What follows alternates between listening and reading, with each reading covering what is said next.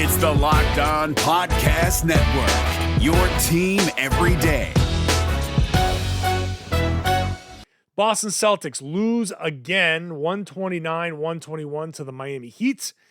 This now drops the Boston Celtics down to the 7th seed basically for good. They have 3 games left. They are 3 games out of the 6th seed. Miami, New York, and Atlanta are all tied at 38 and 31. The Celtics are now 35 and 34 after the Tuesday night games. And so, barring a miracle in which the New York Knicks lose their next 3 games and the Boston Celtics win their next 3 games, the Celtics are going to be in the play-in tournament. I don't expect the Knicks to lose 3 straight, but it's possible, I suppose. The Celtics cannot catch Miami. They cannot catch Atlanta. Atlanta now has the tiebreaker. Miami has the tiebreaker. So the Celtics, if they fall into a tie with either of those teams, which is the only thing they could do at this point, they will fall behind them. So it's the Knicks losing 3 in a row or nothing. So the next Celtics loss or the next Knicks win solidifies the Celtics in no better than the 7th seed. That's a rough one, but this is the bed that they've made. You can look back over the course of the season and look at bad loss after bad loss after bad loss. And they have so many. The Oklahoma City lost. They've lost to Cleveland. They've lost to Sacramento. They've lost to so many teams that they should have beaten. And yeah, the season, any NBA season, is going to be full of teams that beat teams they should have lost to and lose to teams that they should have beat. And that's part of it. But the Celtics have just had this infuriating kind of habit of doing that. So in today's show, I'm going to get into the first segment, the game. The second segment, Kemba Walker's comments after the game, which, just more of the same, but it just doesn't sit well with me. And then the third segment, the Miami Heat are what the Celtics had hoped that they would be, what Brad Stevens hoped that his Celtics would be. Today's episode is brought to you by Michelob Ultra at only 2.6 carbs and 95 calories. It's only worth it if you enjoy it, so stay tuned for the Ultra Player of the Week coming up later in the episode. So in this game, the Boston Celtics came out and had a pretty good first quarter. It was tied after one, 28-28. And I thought, look, good start. This is, when I was talking yesterday about the Celtics, no pride and all of that stuff. And when I was talking after the Sunday game about, the disrespectful level of play, when they came out in this first half of the first quarter, I thought it was great. And you know what? Even in the first half, I'll expand it out to halftime because I tweeted out at halftime that I thought the Celtics played a pretty good first half, all things considered. Now, there were defensive lapses for sure.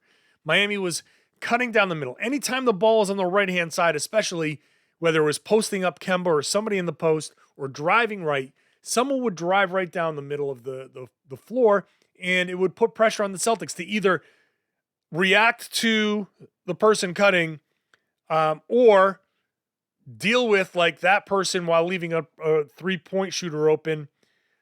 It led to some mistakes, no doubt about it. And they gave up 62 points at the half, which is way too many. But at the same time, I thought the Celtics played hard.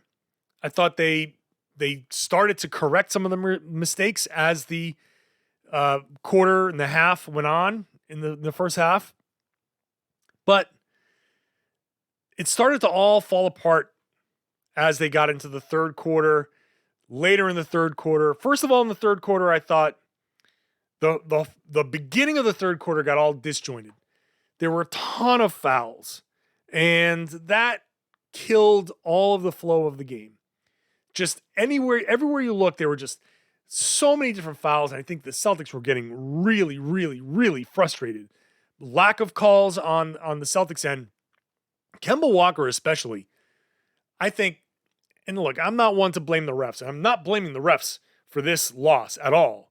But the Celtics did have some legitimate beefs in the third quarter. I think there were some legitimate officiating beefs in the third quarter. I didn't understand how some of the calls that they were making were being made while it felt like similar calls were being made on the other end. And that's always frustrating as a player because you just want it to be called evenly.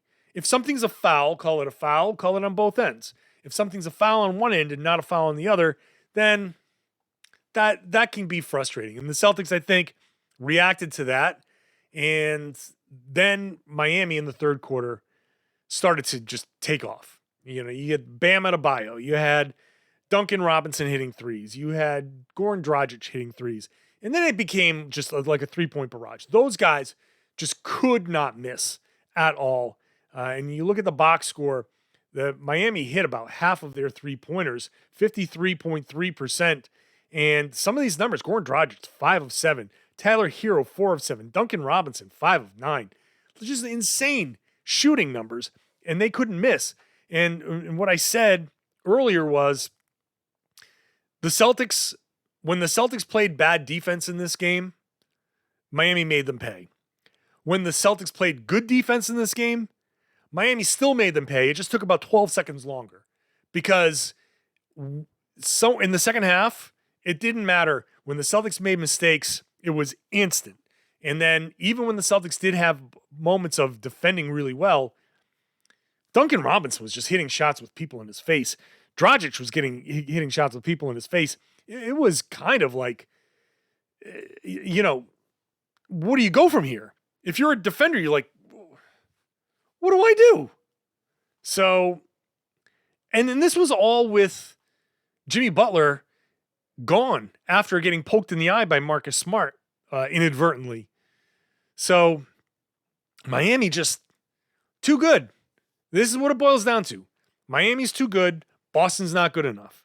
And this is why I'm going to say what I'm going to say in the third segment. Like Miami has grown into a really good team. Like Miami looks like bubble Miami. Like they're peaking at the right time. The Celtics just cannot get healthy. No Robert Williams in this game with the turf toe. Obviously, Jalen's out for the season. They just not whole. And I think one thing that this game showed me was that they probably should have started Aaron Nesmith because, and here's my argument for this. Excuse me. Kemba Walker, 36 points, 14 of 27 shooting. Great offensive game for Kemba Walker. Defensively, he got picked on.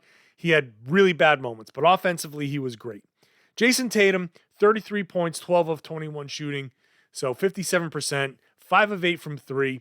Same deal for him, 33 points, 8 rebounds, 6 assists. Offensively, great. Defensively, had some moments where not so great. Then Evan Fournier, 20 points, 7 of 15 shooting. Just a good Evan Fournier night. 8 assists, 4 rebounds. That whole chemistry with Kemba Walker thing was really good. And that was basically it. Now, Aaron Nesmith had 6 points, 2 of 3 shooting from 3. That was his only shooting. 3 rebounds, 2 assists. It was like a night for Aaron Nesmith. So why am I sitting here arguing that maybe he should have started? Because Evan Fournier's 20 points, even if he had the exact same night, off the bench, bolstering that bench unit a little bit, might have been able to help kind of carry the Celtics through stretches where they weren't able to, where they struggled a little bit. Meanwhile, Aaron Nesmith probably could have more of an impact playing alongside Tatum and Kemba, just working in their wake, working in the attention that they're getting. So I don't know. I feel like this is something that the Celtics should at least consider. I don't know how they're going to approach the next 3 games. They're still a playoff team. Like, we're all coming out of this game like, well, season's over, but they're still the 7th seed.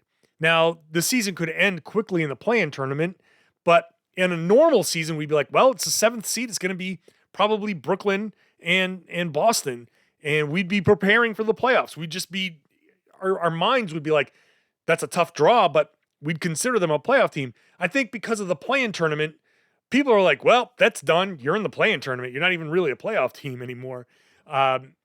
It's still a 7th seed, and that's probably where they're going to end up. So there's still a postseason coming. The Celtics are going to, I think, prepare themselves for that. And I'll talk about that more as the rest of this season plays out. But if the Celtics have won this game and there was a possibility of that 4-5, I think Kemba Walker would play against the Cleveland Cavaliers on the back-to-back. Now, no way.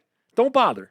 Just start Aaron Nesmith for Kemba Walker. Start Peyton Pritchard. Doesn't matter. Doesn't matter. Just go out there, play, win, lose, whatever. Like, it literally doesn't matter anymore. You just got to win one more time somewhere here to hold off Charlotte, I suppose. But I wouldn't expect Kemba to play in the back-to-back against New York. Like, this is done.